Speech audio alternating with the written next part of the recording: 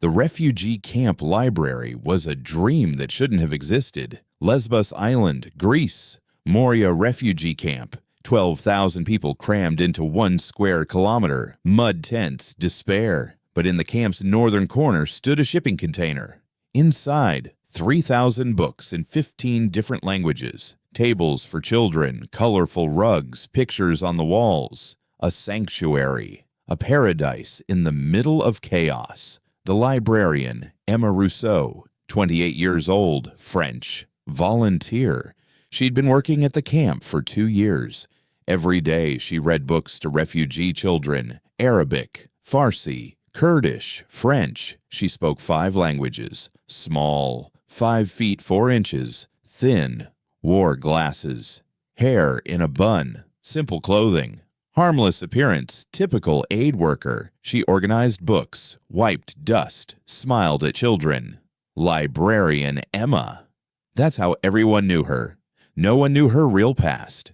No one knew Emma had worked for the DGSE, France's External Intelligence Service. 5 years, covert operations. Syria, Iraq, Libya. Target elimination specialist 22 confirmed kills. Then an operation went wrong. In Paris, a cell leader escaped. 4 innocent civilians died. It wasn't Emma's fault, but the guilt stuck to her anyway. She resigned, erased her entire past, came to Lesbos, became just a librarian. She didn't kill anyone anymore, just read books. But some skills never die. They only sleep. And on that Tuesday at 16:47 hours, those skills were about to wake up. The first sign was the radio silence from the security guards at the camp's main gate. Emma looked up from the book she was reading. She glanced through the window. At the gate, no movement. Strange. The second sign was distant screams.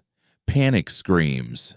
Emma instinctively went to the library door, checked the lock solid, then turned to the children. 23 children, ages 4 to 14, reading books, playing games. Children, she said calmly. There might be some noise. Please stay calm, okay? The third sign was the explosion. The bomb detonated on the camp's south side. The container shook. Children screamed. Emma gathered them under tables. Keep your heads down. Stay quiet. Outside, chaos. People running, shouting, gunfire, automatic weapons. Emma carefully looked through the window and saw 12 armed men, tactical clothing, AK-47s, walking into the camp, systematically searching containers. Emma's brain, trained years ago, immediately analyzed. Professional movement coordination present target, find camp residents, likely human trafficking or revenge operation, and the library, the camp's most recognizable structure. They would definitely come here. 23 children, 1 librarian, 0 weapons, 0 security, and 12 armed men approaching. Emma's heart raced, but her hands didn't shake. You're not that person anymore, she whispered to herself. You're Librarian Emma. Just a child. 6-year-old girl, Syrian, clutched Emma's arm. Emma, I'm scared. Emma looked at her, big, tearful eyes, helpless. My family looked at me like that. In Paris, those 4 civilians, I couldn't protect them. But this time I will. Emma stood up, her voice calm but determined. Children, listen very carefully now. We're going to play a game. Silent hide and seek. Whoever stays quietest wins, okay? The children nodded. Good. Now go to the back room. Hide behind the bookshelves. Don't make a sound, none. Don't come out until I come and say okay. Understood? But Emma, where will you be? Emma smiled, but there was something else in her eyes, something cold. I'll wait at the door. I'll monitor the game. The children went to the back room. Emma hid them behind bookshelves, covered them with blankets. Remember, silence to win. Then she turned and went to the main room. She looked around. No weapons, but the library had other things. Heavy metal bookends, could be blunt weapons, glass vase, could be cutting, long metal ruler like a knife, table legs, if detached, clubs. Emma quickly gathered them, then took position next to the door against the wall, invisible. 2 minutes later, there was a knock on the door. Bang, bang, bang. "Open! We know someone's inside." Emma took a breath, made her voice tremble like a frightened volunteer. "But please, I'm just the librarian. No children inside, just me." "Open the door." Emma opened the door. Slowly. Hands up. Just a harmless woman. The first man entered, AK-47 raised, scanning around. Emma let him pass, his gaze elsewhere. The second man entered. Now both were inside, backs to Emma, scanning the room. Emma moved. The human neck is a fragile thing. 2 kilograms of pressure at the right angle can break the C2 vertebra. Emma silently approached the first man from behind, put her hands on his head, technique learned from DGSE. Quick twist, crack. The man fell, neck broken, dead. The second man turned. "What?" Emma swung the heavy metal bookend at his head. Clang. Skull cracked. He fell. 2 men. 4 seconds. Silently. Emma picked up the AK-47 from the ground, checked the magazine. 30 rounds. Released the safety. With the weapon in her hands, muscle memory kicked in. Grip. Firm but relaxed. Stance. Shoulders square. Knees slightly bent. Breathing. Controlled. This was no longer Librarian Emma. This was Operator Emma. There were 10 more men outside. Emma looked through the window. The leader talking on radio. Mahmoud and Rashid. Checked the library. No response. In 10 seconds, 2 more men would approach the door. Emma was ready. The third and fourth men entered the door. Mahmoud, where? Emma fired 2 controlled shots. Tap, tap. Each center mass. Both fell. 28 rounds remaining. Outside, the leader shouted, "What's happening in there?" Emma exited the library. Fast. Aggressive. The 5th man was turning the corner. Emma shot him without waiting. Headshot. Single shot. 27 rounds. The 6th and 7th fired back. Emma dove behind cover, behind a container wall. Bullets pierced the metal wall, passed by her. Emma merged from the side, flanked them. 2 quick shots. Both fell. 25 rounds. The 8th man threw a grenade. Emma saw it in the air, dove behind a bookshelf. Boom! The explosion shook the library. Shelves toppled. Books flew into the air. Emma's ears were ringing, but she wasn't hurt. She got up, AK-47 still in her hands. The 8th man was entering through the door, seeing an opportunity. Emma shot him in the knee. He fell screaming, then finished him with a chest shot. 23 rounds. The leader, big man, scarred face, was yelling, "Who is that? Who's shooting?" Emma found a radio on one of the dead men, responded in Arabic, "I'm just the librarian." Silence. Then the leader, confused, You're a woman." "Yes, I'm a woman, and I've killed 8 of your men." The leader cursed in anger. "Kill her. Now." What happened next would last 35 minutes. A tactical engagement that would later be studied by special forces units across Europe. The 9th man tried to rush her position with suppressive fire. Emma let him commit to the attack, then appeared from a different angle. 2 shots.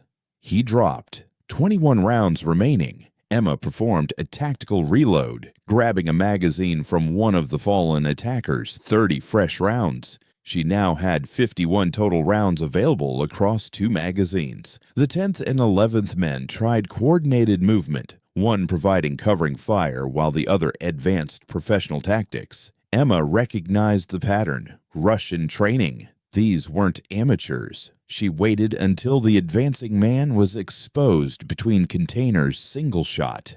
Down. The covering man tried to retreat. Emma tracked his movement through the narrow gaps between structures. Another shot. He stumbled and fell. 19 rounds in current magazine. 30 in reserve. The leader was getting desperate now. His radio chatter changed from confident commands to frustrated orders. "She's alone! 1 woman! How are you losing to 1 woman?" Emma heard footsteps behind her. The 12th man.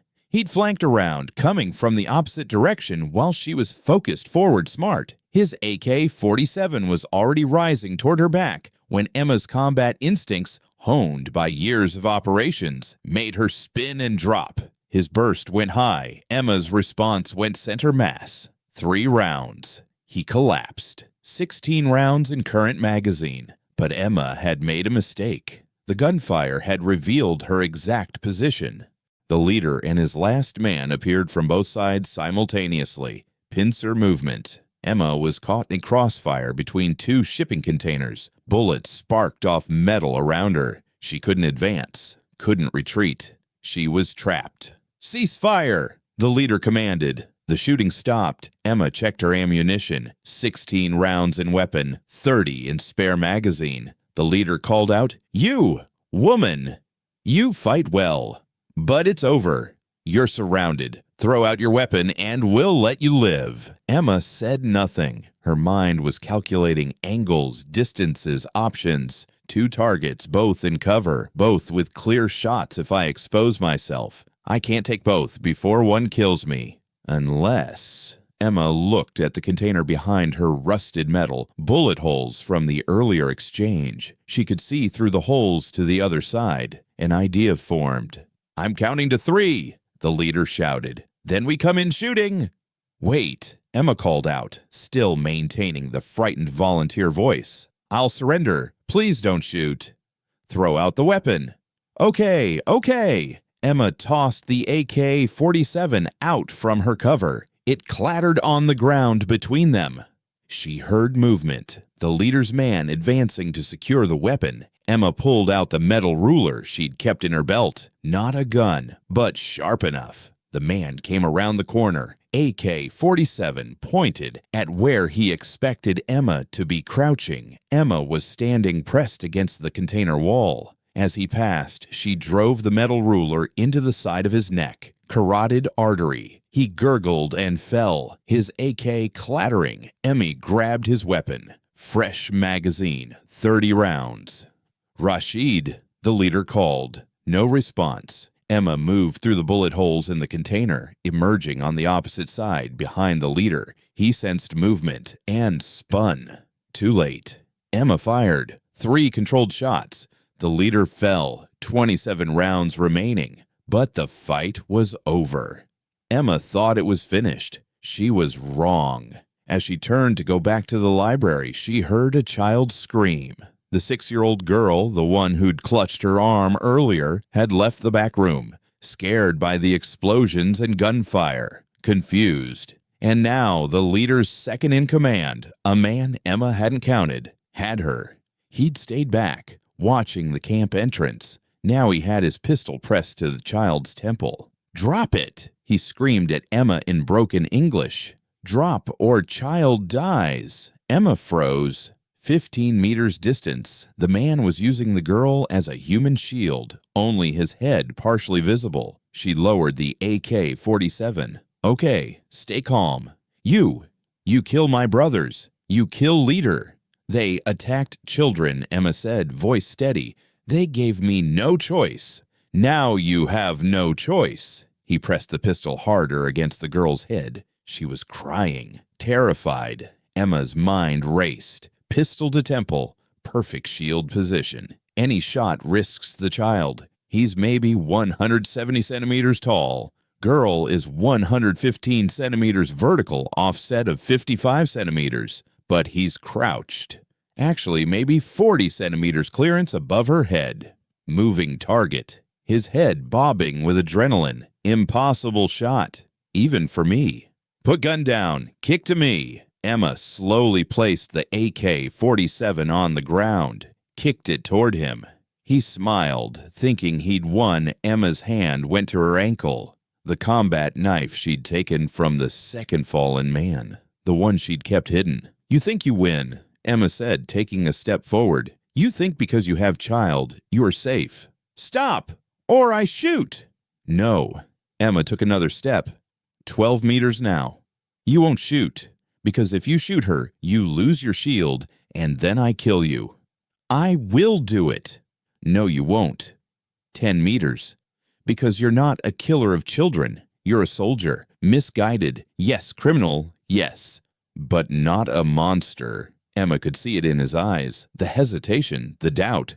But I am something else, Emma continued, voice dropping to something colder, 8 meters. I am someone who has killed 22 people in my career. And you will be, number 23. The question is whether the child dies too. 6 meters. The man's gun hand trembled. Stay back. Let her go, Emma said. You can't win. Your entire team is dead. Police are coming. Let her go, and I'll let you run. You have my word. He looked at her, then at the approaching sound of sirens in the distance, his pistol lowered slightly from the girl's temple. Just a few centimeters. Enough. Emma threw the knife. The knife buried itself in the man's shoulder. Not a killing throw, but enough to make him drop the pistol and release the girl in shock and pain. Emma closed the distance in 2 seconds, kicked the pistol away, delivered a precise strike to his temple. He collapsed, unconscious. The girl ran to Emma, sobbing. Emma knelt down, held her. It's okay. You're safe now. It's okay. Greek police and UN officials arrived 10 minutes later. What they found, 13 dead or incapacitated attackers, 23 living children, 1 librarian. Emma sitting on the ground, AK-47 beside her, glasses broken, hair disheveled, blood on her hands. But not on the children. UN Commander Captain Andreas Makris looked at her. Miss Rousseau, you're a volunteer. Yes. 13 men. You killed them? Emma nodded. Yes. 11 dead, 2 incapacitated. How? You're just a librarian. No. Emma looked at him, tears in her eyes, but her voice was steady. I wasn't just a librarian before. I was something else. What? Emma took a deep breath. French intelligence service. Operator. 5 years. Then I retired. Now I'm here. To protect children. The investigation lasted 2 weeks. DGSE archives were open. Finally, Emma's past was confirmed. 2015 to 2020. Covert operations, 22 targets, neutralized specialist, close combat, marksmanship, infiltration. Captain Makris wrote the report. Emma Rousseau, 28, French volunteer, single-handedly neutralized 13 armed attackers, protected 23 children. Extraordinary courage. Training, classified, recommendation, Medal of Honor. 6 months later, Emma was still in Moria, still at the library, still reading books to children. But now camp residents looked at her differently. They called her Miss Emma, with respect, with fear. One day, a new refugee arrived. Young man, Syrian, suspicious looks. He entered the library. Are you that woman, the one who killed 13 men that day? Emma smiled gently. Yes. But you're a librarian. Yes, I'm a librarian. Emma handed him a book. But I'm also a protector. I protect these children, and if someone tries to harm them. She paused. Her eyes hardened. That person will find me. The young man swallowed, nodded, took the book, and left. Emma Rousseau's story became legend in European refugee camps. There's a librarian in Moria, small, wears glasses, looks harmless. But don't harm her, because she's not just a librarian. She's also a ghost. And she killed 13 men alone. Was it true? Was it exaggerated? No one knew. But everyone knew. That library was never attacked again. Emma Rousseau wanted it that way. Quiet, peaceful, just reading books. But if necessary, she would take up that weapon again. To protect the children. Because Emma Rousseau was 2 things. A librarian and a warrior. And the world learned too late that she could be both. They assumed she was a librarian. They were right. But they assumed that's all she was. That assumption killed 13 of them and saved the lives of everyone she'd sworn to protect. Some people heal with words. Some people fight with weapons. Emma Rousseau did both. And the attackers who came to Moria learned the hard way that the most dangerous person in a refugee camp might be the one wearing glasses and carrying books. She was a librarian. She was also a ghost who'd operated in the shadows for 5 years. And when forced to choose between those identities, she proved she could be both simultaneously reading with one hand, fighting with the other, saving lives by taking them. That was Emma Rousseau. That was who she'd always been, even when people assumed otherwise. Never assume you know someone's full capabilities based on what job they do. The librarian might also be the most dangerous person in the room, and you won't know it until it's far too late.